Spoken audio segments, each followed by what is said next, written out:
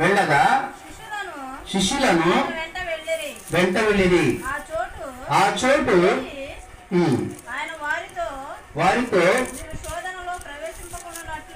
మీరు శోధనలో ప్రవేశించకున్నట్లు ప్రార్థన చేయండి. దేవుని స్తోత్రం చెప్పండి. హల్లెలూయా.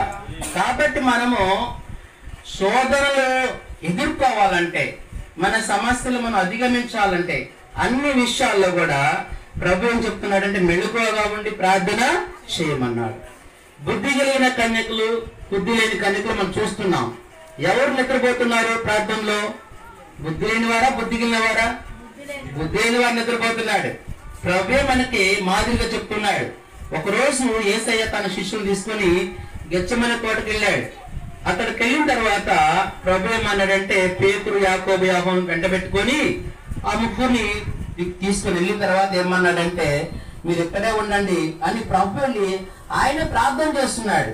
ప్రార్థన చేస్తుంటే ఆయన చెమటట రక్త బిందువులాగా మారిపోతూ ఉన్నాయి. ఎంతగా ప్రార్థన చేస్తాడో చూడండి. నీ కోసం, నా కోసం, మనందరి రక్షణ కోసం ప్రార్థన చేస్తున్నాడు.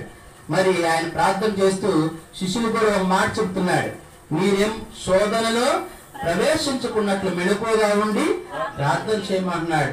ప్రభు కొండ మీద కూడా 40 పగళ్ళు 40 రాత్రులు ఉపవాసములు ప్రార్థన చేశాడు. కాబట్టి ప్రార్థన లేకుండా మనం జయము సాధించలేము. ప్రార్థన ద్వారా ఎంతైనా జయం ఉంటున్నది. పౌలు శిలలు మరి ఆయన పాటలతో ప్రార్థిస్తే ఏమైంది? కార్యం జరగలేదా? పేతుర్ని చెరసాల్లో బంధించినప్పుడు ప్రార్థన చేసిన దేవుడు కార్యం చేయలేదా? ఎన్నో గొప్ప కార్యాలు చేశాడు. కాబట్టి మనము ఇక్కడ రెండవది మనం నేర్చుకుంటున్నది ఏంటంటే క్రీస్తు యేసుకున్న మనస్సు. మరొకటి ఏంటి? ప్రార్థించే మనస్సు. ఏ మనసు అమ్మా? ప్రార్థించే మనస్సు. కాబట్టి మనమే మనసు కలిగి ఉండాలి? ప్రార్థించే మనసు కలిగి ఉండాలా? ఎప్పుడు ప్రార్థన చేయాలి?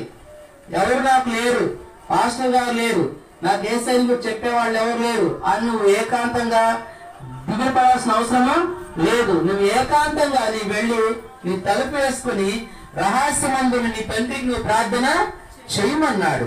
అప్పుడు రహస్యమందు చూచు నీ తండ్రి నీకు ప్రతిఫలము ఇస్తాడన్నాడు. దేవుని స్తోత్రం చెప్పండి. హల్లెలూయా. సో కాబట్టి మనకు పరలోకమందున్న తండ్రి ఉన్నాడు, మన అక్కలు తీర్చే తండ్రి ఉన్నాడు.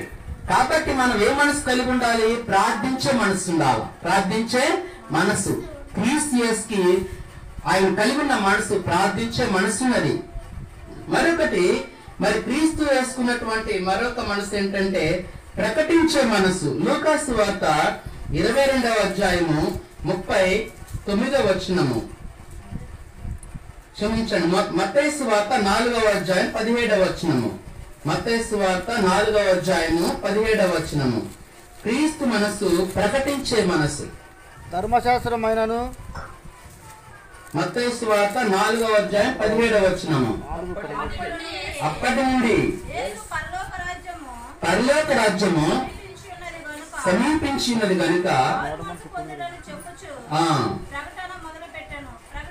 ప్రకటింప మొదలు పెట్టాను. దేవుని స్తోత్రం చెప్పండి. హల్లెలూయా. కాబట్టి యేసయ్య మనకి మాదిరి. ఆయనకి ఏ మనసు ఉన్నది? ప్రకటించే మనసు ఉన్నది. ఆయన ప్రభు ఏం చేస్తున్నాడు? పరలోక రాజ్యము సమీపించినది కనుక మారు మనసు పొంది సువార్త నమ్మమన్నాడు. ఆయన ప్రకటించాడు. ఆయన శిష్యులు కూడా ప్రకటించమని చెప్పాడు. ఏమన్నాడు చివరిలో? మీరు సర్వలోకానికి వెళ్ళి సర్వ సృష్టికి సువార్తను ప్రకటించమన్నాడు. చూసారా? వాళ్ళు ఆ విధంగానే సువార్త ప్రకటించారు. శిష్యులు ఆ సువార్త ప్రకటించడం ద్వారాగానే మన భారతదేశానికి, ప్రపంచం అనేక దేశాలకి యేసు ప్రభుని గురించి తెలుస్తున్నది. ఆయన రక్షకుడని, ఆయన ద్వారానే మనము మోక్షాన్ని చేరుకోగలం సత్యం మనకు తెలియబడింది. కాబట్టి మనం ఏ మనసు కలిగి ఉండాలా? ప్రకటించే మనసు. ఆయన రక్షణ సువార్తను మన ఇతరులకి ప్రకటించాలా. నీలో వెలుగున్నప్పుడు నీలో మరి ఆ వెలుగుని గురించి ఇతరులకు మనము ప్రకటించాలి. చూడండి, కాబట్టి యేసు ప్రభువుకి మరి ఒక మనసు ఏం చెప్పుకున్నాం? ప్రకటించే మనసు. మొట్టమొదటి ప్రేమించే మనసు, రెండవది ప్రార్థించే మనసు, మూడవది ప్రకటించే మనసు. అది క్రీస్తు చేసుకున్నటువంటి మనస్సు. మనం కూడా అలాంటి మనసు మనము కలిగి ఉండాలా. మరి క్రీస్తు యేసు కలిగినటువంటి మరొక మనసు ఏంటంటే క్షమించే మనసు. లూకాసు వార్త 23వ అధ్యాయము 34వ వచనం చదవండి దయచేసి.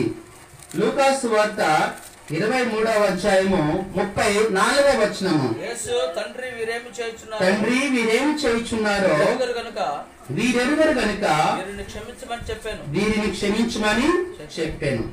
చూడండి, ఇక్కడ మనము దేవుని యొక్క సేవకు దాసుడు ఒక పాటలో కూడా ఒక పాట ఉంటున్నది.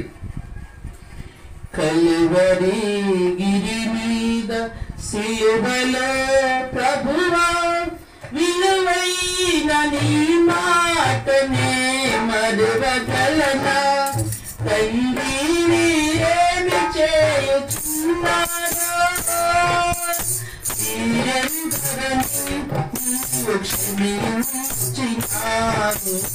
కల్వరి గిరి మీద సిలువలో ప్రభువా. కాబట్టి మనకు మనసు క్షమించే మనసు.